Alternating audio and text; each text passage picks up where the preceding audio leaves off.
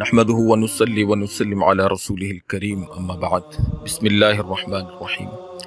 آپ حضرات کے سامنے فتح مکہ کے ابتدائی حالات پہلے حصے کے اندر بیان ہو چکے تھے۔ آج ہم اس کا دوسرا حصہ لے کر آپ کی خدمت میں حاضر ہوئے ہیں، جس میں فتح مکہ کے تفصیلی حالات مستند حوالہ جات کی روشنی میں آپ حضرات کے سامنے بیان کیے جائیں گے۔ چنانچہ نبی پاک صلی اللہ علیہ وسلم 10 رمضان المبارک کو 10,000 صحابہ کی جمعیت ہمراہ لے کر بعد نماز عصر مدینہ منورہ سے بقصد فتح مکہ مکرمہ کی طرف روانہ ہوئے۔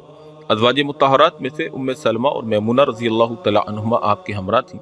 جب آپ مقام ذی الحلیفہ یا مقام جوفہ میں پہنچے تو حضرت عباس ما اہل و عیال مکہ سے ہجرت کر کے مدینہ کو جاتے ہوئے ملے۔ نبی علیہ السلام کے ارشاد سے سامان تو مدینہ بھیج دیا اور خود آپ صلی اللہ علیہ وسلم کے ساتھ لشکر اسلام میں شریک ہو کر بغرض جہاد پھر مکہ مکرمہ واپس ہوئے۔ حضرت عباس اسلام تو پہلے ہی لا چکے تھے، مگر قریش سے اپنے اسلام کو مخفی رکھتے تھے، اور نبی علیہ السلام نے یہ فرمایا کہ اے عباس، یہ آپ کی ہجرت آخری ہجرت ہے جیسے میری نبوت آخری نبوت ہے۔ اور حضرت عباس رضی اللہ تعالی عنہ کا مکہ میں قیام آپ کے حکم سے تھا کہ مکہ ہی میں رہیں اور قریش کی خبریں آپ علیہ السلام کو پہنچاتے رہیں۔ مسند ابی یعلا اور معجم طبرانی میں ہے کہ قیام مکہ کے زمانہ میں حضرت عباس رضی اللہ تعالی عنہ نے رسول اللہ صلی اللہ علیہ وسلم سے ہجرت کی اجازت چاہی تو آپ علیہ السلام نے ان کو جواب لکھوایا کہ اے چچا، آپ اپنی ہی جگہ قیام فرمائیں، اللہ تعالیٰ آپ پر ہجرت کو ختم کرے گا جیسا کہ مجھ پر نبوت کو ختم کیا۔ اور مقام ابوا میں ابو سفیان بن حارث اور عبداللہ بن ابی امیہ بغرض اسلام مکہ سے مدینہ آتے ہوئے ملے، جو ہجرت کر کے مدینہ جا رہے تھے۔ ابو سفیان بن حارث بن عبد المطلب آپ کے چچا زاد بھائی ہونے کے علاوہ آپ کے رضائی بھائی بھی تھے۔ حلیمہ سعدیہ کا دودھ پیا تھا، نبوت پیشتر آپ کے دوست تھے، کسی وقت آپ سے جدا نہ ہوتے تھے۔ نبوت اور بعثت کے بعد محبت دشمنی میں بدل گئی اور آپ کے حجب میں یعنی آپ کی مذمت میں شعر بھی کہنے لگے، جس کا حسان بن ثابت رضی اللہ تعالیٰ عنہ نے جواب بھی دیا۔ ابو سفیان بن حارث کے ساتھ ان کا بیٹا جعفر بھی تھا، اور عبداللہ بن ابی امیہ آپ کے پھوپھی زاد بھائی تھے، یعنی آپ کی پھوپھی عاتکہ بنت عبد المطلب کے بیٹے تھے، یہ بھی آپ کے شدید مخالفین میں سے تھے۔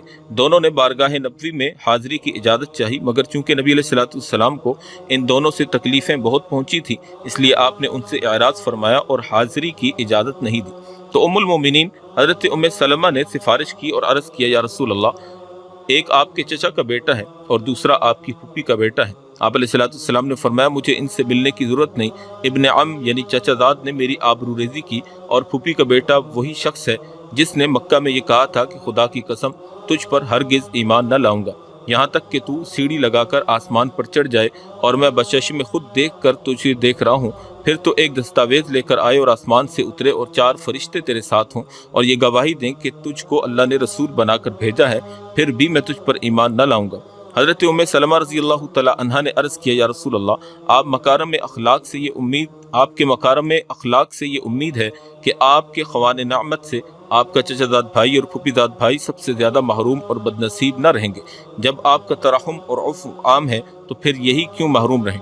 ادھر ابو سفیان بن حارث نے کہا کہ اگر آپ اپنی بارگاہ میں حاضری کی اجازت نہ دیں گے تو میں اپنے بیٹے جعفر کو لے کر صحرا میں نکل جاؤں گا اور وہیں بھوکا پیاسا مر جاؤں گا۔ نبی علیہ السلام نے حضرت ام سلمہ کی شفاعت اور ان دونوں کی حد درجہ خجالت اور ندامت کو سن کر حاضری کی اجازت دی، اور حاضر ہوتے ہی دونوں مشرف با اسلام ہوئے اور مسلمانوں کے ہمراہ مکہ روانہ ہوئے۔ حافظ ابن عبد البر اور محب طبری راوی ہیں کہ حضرت علی رضی اللہ تعالیٰ عنہ نے ابو سفیان بن حارث کو یہ مشورہ دیا کہ آپ کے چہرے انور کے سامنے کھڑے ہو کر وہ کہیں جو یوسف علیہ السلام کے بھائیوں نے یوسف علیہ السلام سے کہا تھا، تاللہ لقد آثرک اللہ علینا وان کننا لخاطئین، قسم ہے اللہ کی، بے شک اللہ نے آپ کو ہم پر فضیلت دی اور بلا شبہ ہم قصوروار ہیں۔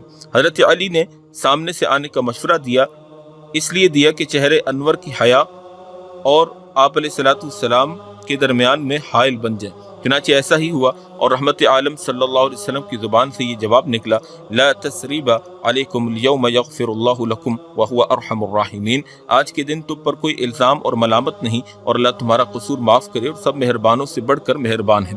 ابو سفیان کی معذرت قبول ہوئی اور حسب ارشاد نبوی الاسلام یہدم ما کان قبلہ، اسلام کے خدال نے ابو سفیان بن حارث کے قلب کو کھود کر ایسا صاف کر دیا کہ اب آپ کی خاطر قدورت کا کوئی ریزہ ان کے دل میں باقی نہ رہا، اور ایمان و احسان اور اخلاص و ایقان کو کوٹ کوٹ کر ان کے دل میں ایسا بھر دیا کہ باہر سے کفر کا کوئی غبار اور ذرہ اڑ کر ان کے دل میں نہ پہنچ سکے، اور اسی وقت سے اللہ کے رسول صلی اللہ علیہ وسلم کی راہ میں جانبازی اور سرفروشی کے لیے آپ کے ہم رکاب ہوئے۔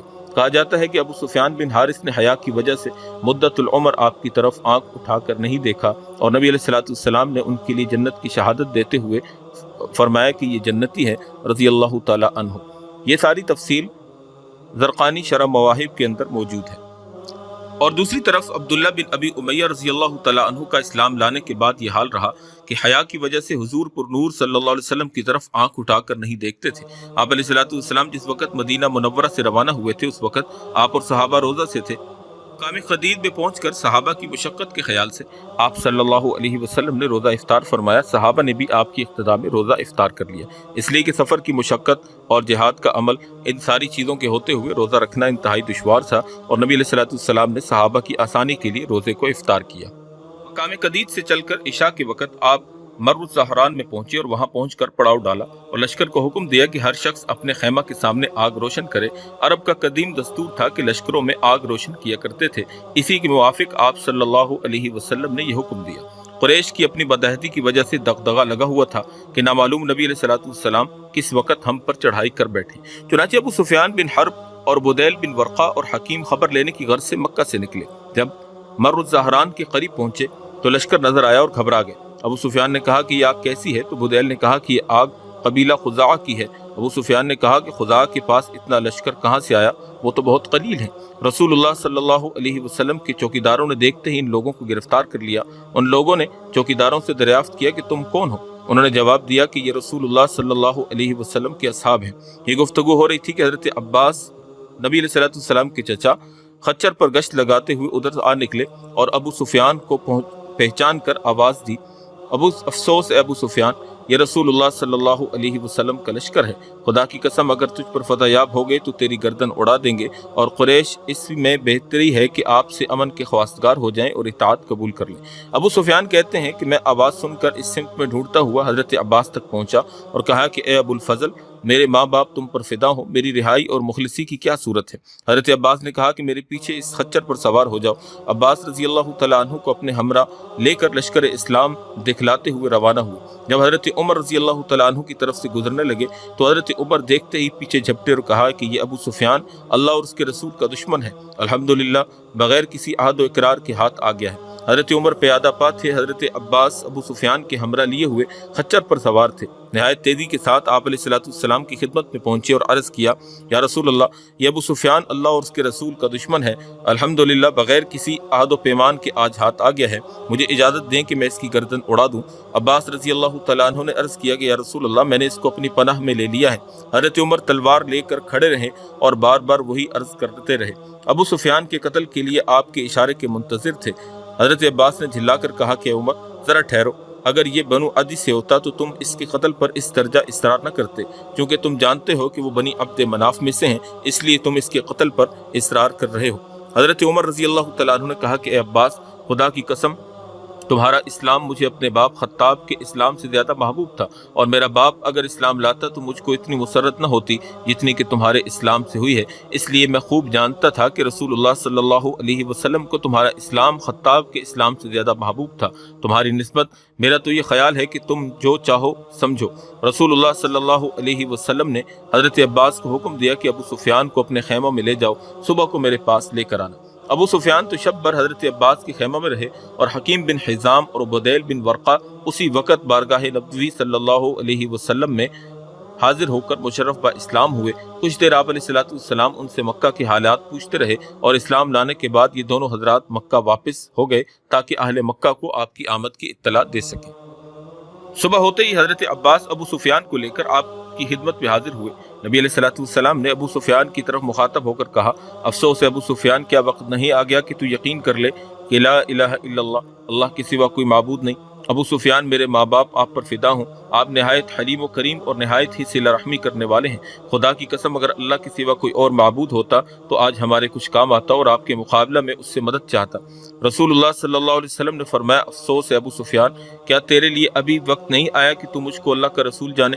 ابو سفیان، میرے ماں باپ آپ پر فدا، بے شک آپ نہایت حلیم و کریم اور سب سے زیادہ صلہ رحمی کرنے والے ہیں، ابھی تک مہربانی کر رہے ہیں، باوجود میری اس عداوت کے کہ مجھ پر مہربانی ہے، مجھے اسی میں ذرا تردد ہے کہ آپ نبی ہیں یا نہیں ہیں۔ بعد ازاں حضرت عباس کے سمجھانے سے ابو سفیان رضی اللہ تعالیٰ عنہ نے اسلام قبول کر لیا۔ ابو سفیان کے اسلام قبول کرنے کے بعد حضرت عباس نے عرض کیا رسول اللہ صلی اللہ علیہ وسلم سے کہ ابو سفیان سرداران مکہ سے ہے، فخر کو پسند کرتا ہے، لہٰذا آپ ان کے لیے کوئی ایسی شے مقرر کر دیں جو ان کے لیے باعث شرف اور امتیاز ہو۔ آپ نے فرمایا کہ اچھا اعلان کر دو کہ جو شخص ابو سفیان کے گھر میں داخل ہو تو وہ مامون ہے۔ ابو سفیان نے کہا کہ اللہ کے رسول، میرے گھر میں سب آدمی کہاں سما سکتے ہیں؟ آپ نے فرمایا اور جو شخص مسجد حرام میں داخل ہو جائے وہ بھی مامون ہے۔ ابو سفیان نے کہا کہ یا رسول اللہ، مسجد بھی کافی نہیں ہو سکتی؟ آپ نے فرمایا کہ اچھا ہر وہ شخص جو اپنا دروازہ بند کر لے وہ بھی مامون ہے۔ ابو سفیان نے کہا کہ ہاں، اس میں وسعت ہے اور گنجائش ہے۔ اس کے بعد نبی علیہ الصلوۃ والسلام جب مقام میراء الزہران سے روانہ ہونے لگے تو حضرت عباس کو حکم دیا کہ ابو سفیان کو لے کر پہاڑ پر کھڑے ہو جائیں تاکہ لشکر اسلامی کو دیکھ سکیں۔ چنانچہ ایک کے بعد دیگرے جب قبائل وہاں سے گزرنے لگے تو ابو سفیان دنگ رہ گئے اور یہ کہا کہ تمہارے بھتیجے کا ملک تو بہت بڑھ گیا۔ حضرت عباس نے کہا کہ یہ بادشاہت نہیں بلکہ نبوت ہے، جیسے کہ داؤد اور سلیمان علیہ السلام کی شان و شوکت ظاہر اور صورت کے لحاظ سے سلطنت تھی، مگر حقیقت کے لحاظ سے نبوت تھی اور ظاہری اسباب اور مادیت پر مبنی نہیں تھی۔ چنانچہ حضرت ابو سفیان کو لے کر حضرت عباس ایک اونچے ٹیلے پر کھڑے ہو گئے اور جو قبیلہ بھی سامنے سے گزرتا ابو سفیان پوچھتے کہ یہ کون قبیلہ ہے۔ سب سے پہلے خالد بن ولید 1000 یا 900 کے دستہ کو لے کر گزرے، بعد ازاں اور مختلف دستے گزرے، تاآں کہ آخر میں کوکبہ نبوی ظاہری اور باطنی حال شکوہ کے ساتھ مہاجرین اور انصار کے مسلح اور زرہ پوش گروہ کے جلوہ افروز ہوا۔ مہاجرین کا علم حضرت زبیر کے ہاتھ میں تھا اور انصار کا علم سعد بن عبادہ کے ہاتھ میں تھا۔ سعد بن عبادہ جب ادھر سے گزرے تو ابو سفیان کو دیکھ کر جوش آ گیا اور جوش میں کہنے لگے الیوم یوم الملحمۃ الیوم تستحل الکعبہ، آج کا دن لڑائی کا دن ہے، آج کعبہ میں قتل اور قتال حلال ہو چکا ہے۔ ابو سفیان نے گھبرا کر دریافت کیا کہ یہ کون لوگ ہیں؟ حضرت عباس نے کہا کہ یہ مہاجرین و انصار کا لشکر ہے جس میں رسول اللہ صلی اللہ علیہ وسلم جلوہ فرما ہے۔ سامنے سے جب نبی علیہ الصلوۃ والسلام گزرے تو ابو سفیان نے عرض کیا یا رسول اللہ، آپ نے سعد بن عبادہ کو اپنی قوم کے قتل کا حکم دیا ہے، اور سعد کا قول نقل کیا اور عرض کیا یا رسول اللہ، میں آپ کو اللہ کا اور قرابتوں کا واسطہ دیتا ہوں اور نیکی اور صلہ رحمی میں آپ سب سے بڑھ کر ہیں۔ آپ علیہ الصلوۃ والسلام نے فرمایا یا ابا سفیان الیوم یوم المرحمہ یعز اللہ فیہ قریشا، اے ابو سفیان، آج کا دن مہربانی کا دن ہے جس میں اللہ نے قریش کو عزت دی ہے۔ اور بخاری کی روایت میں ہے کہ کذب سعد ولکن ھذا یوم یعظم اللہ فیہ الکعبۃ ویوم تقصی فیہ الکعبہ، جس کا ترجمہ یہ ہے کہ سعد نے غلط کہا، آج خانہ کعبہ کی عظمت کا دن ہے اور خانہ کعبہ کو غلاف پہنایا جائے گا، اور یہ حکم دیا کہ علم سعد بن عبادہ کے ہاتھ سے لے کر ان کے بیٹے قیس کو دے دیا جائے۔ ابن عساکر کی روایت میں ہے کہ نبی علیہ الصلوۃ والسلام جب گزرے تو قریش کی ایک خاتون نے یہ شعر پڑھے جو کہ نبی علیہ الصلوۃ والسلام کی تعریف اور آپ کی توصیف پر مبنی تھے۔ بعد ازاں ابو سفیان آپ سے رخصت ہوئے اور اجرت کر کے مکہ مکرمہ واپس آ گئے اور بآواز بلند یہ اعلان کیا کہ محمد صلی اللہ علیہ وسلم کے لشکر کے ساتھ آپ تشریف لا رہے ہیں۔ میری رائے میں کسی کو یہ طاقت نہیں کہ ان سے مقابلہ کر سکے۔ اسلام لے آؤ، سلامت رہو گے۔ البتہ جو شخص مسجد حرام میں داخل ہو جائے اس کو امن ہے، یا جو شخص میرے گھر میں داخل ہو جائے اس کو بھی امن ہے، یا جو شخص اپنے دروازہ کو بند کر لے یا ہتھیار ڈال دے اس کو بھی امن ہے۔ ابو سفیان کی بیوی ہندہ نے ان کی مونچھ پکڑ لی اور کہا کہ اے بنی کنانہ، یہ پیر فرتوت بے وقوف ہو گیا ہے، معلوم نہیں یہ کیا کیا بک رہا ہے، اور بہت گالیاں دی اور لوگ جمع ہو گئے۔ ابو سفیان نے کہا کہ اس وقت ان باتوں سے کچھ نہ ہوگا، اے لوگو، تم اس عورت کے دھوکہ میں ہرگز نہ آنا، کوئی شخص محمد صلی اللہ علیہ وسلم کا مقابلہ نہیں کر سکتا، جو شخص مسجد حرام میں داخل ہو جائے اس کو امن ہے، اور جو شخص میرے گھر میں داخل ہو جائے اس کو بھی امن ہے۔ لوگوں نے کہا کہ اے کمبخت، خدا تجھے ہلاک کرے، تیرے گھر میں کتنے آدمی آ سکیں گے؟ ابو سفیان نے کہا کہ جو اپنے گھر کا دروازہ بند کر لے اس کو بھی امن ہے۔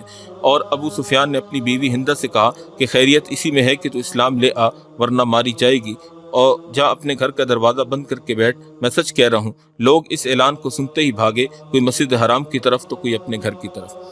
یہاں تک فتح مکہ کا تاریخی واقعہ کا دوسرا حصہ آپ کے سامنے ہم نے بیان کیا، جس میں ہم نے حتی المقدور اس بات کا اہتمام کیا ہے کہ مستند حوالوں کے ساتھ اور پکی بات ہی آپ کے سامنے کی جائے جو کہ سندن بھی مضبوط ہو۔ امید ہے کہ آپ کو اس سے بہت کچھ جاننے اور سیکھنے کو ملا ہوگا۔ آپ حضرات سے گزارش ہے کہ اپنی رائے کا اظہار کمنٹ سیکشن میں ضرور کیجیے گا، اور ہمارے چینل کو سپورٹ بھی کریں، اور اس کو لائک، شیئر اور کمنٹ ضرور کریں، اور ہمارے چینل کو سبسکرائب کر کے ہماری حوصلہ افزائی بھی کریں۔ اللہ تعالیٰ دنیا اور آخرت کی بھلائیاں آپ کو عطا فرمائے۔ وآخر دعوانا ان الحمد للہ رب العالمین۔